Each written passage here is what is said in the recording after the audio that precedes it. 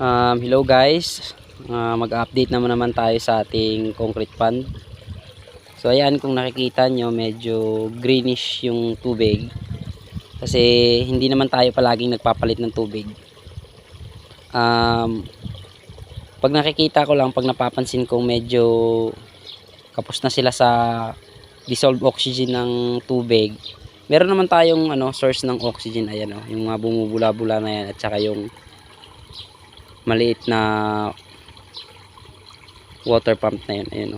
Ayun yung umaagas-agas na tubig yan. So tingnan natin yung development ng ating mga tilapia. Nung nakaraan guys, hindi pa nila kayang lunukin yung starter feeds na floater, pero ngayon guys kaya na nila. Tingnan nyo, kanina lang pinakain ko na to, kaya medyo busog na to sila. Madalas ko tong pinapakain basta nandito ako sa bahay at hindi ako busy, pinapakain ko talaga sila. Ayan, kaya na nilang lunukin yung starter feeds, yung floater. Malakas na rin silang kumain guys. Ayan, medyo tumaba-taba na rin sila at bumilog-bilog na rin yung mga katawan nila. Napapansin ko medyo mabilog na sila, hindi kagaya nung una guys na medyo maninipis yung katawan nila dahil hindi nga sila madalas napapakain dun sa earth pond kasi busy yung may-ari at laging wala dito, out of town. Yan, lakas na lang kumain guys, napaka-active nila. Yan, bali yung size nga pala nito guys, may medyo maliliit at may mga medyo malalaki na rin. Yan, halo-halo na sila dyan, pero wala naman yung sobrang laki. Bali mga fingerlings lang talaga yung ilinagay ko dito.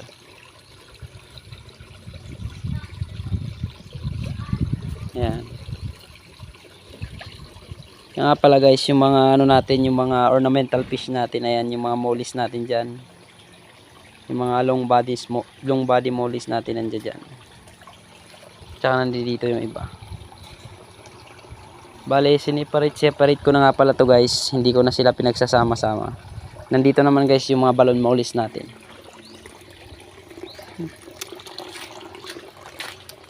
Ayan, yung mga balon mollies natin guys. Karamihan ng mga balon mollies natin dito guys is mga breeder size na, tapos mga black, mga kulay itim, karamihan dito.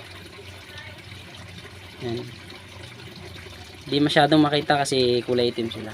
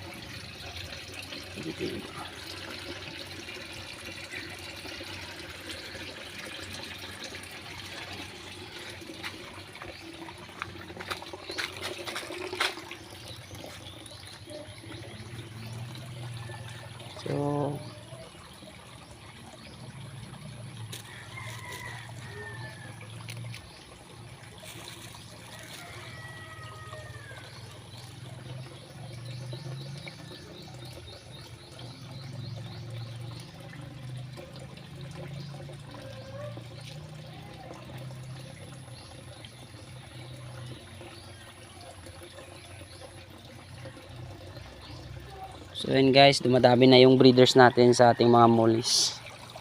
Sana dumami pa sila. Pero hindi na mahirap mag-alaga ng mollies ngayon guys kasi medyo mainit na yung panahon, hindi na malamig. Pag malamig lang naman nagkakasakit yung mga mollies ko. Pero kapag mainit yung panahon, wala namang problema.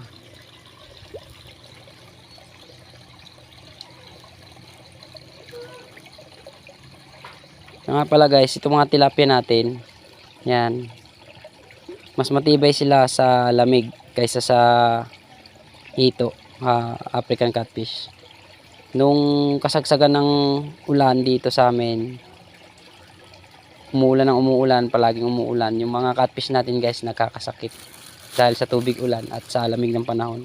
Pero yung tilapia guys, hindi sila nakakasakit sa lamig ng panahon. Problema lang nila yung mabilis silang mapollute sa tubig. Hindi rin naman sila kagaya ng catfish na kahit mabaho na yung tubig is hindi sila namamatay. Yung lamig lang talaga dahil wala silang kaliskis. Yan.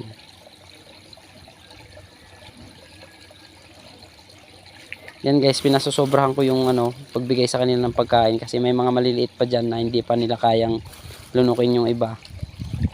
Yung feeds, kaya kinukunti-kunti nila yan. Para pag nabusog na yung malalaki, yung mga maliliit naman ang makakain.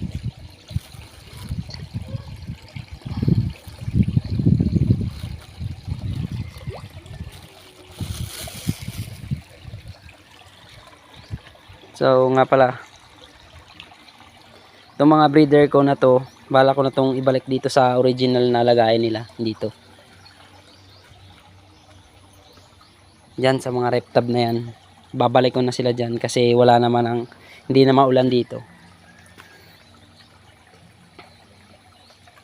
Yan, marami tayong mga reptab dyan na mga bakante, wala masyadong laman.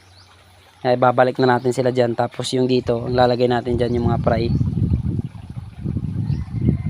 Hindi kasi tayo makapagpadami ng fry gawa ng may mga convict dito sa natin lagayan. Makain kasi sila ng fry yung mga convict natin. Kaya aalisin natin yung mga convict dyan at ilalagay natin dito din sa bandang likuran dito sa dalawang chamber na to. Dito ko sila ilalagay. Babalik natin sila dito. Ayan, malago na yung mga plants natin guys. At may mga rin tayo dito, may binibreed tayong beta. Kasi may mga fry tayo ng beta doon. So yun lang muna guys yung update natin.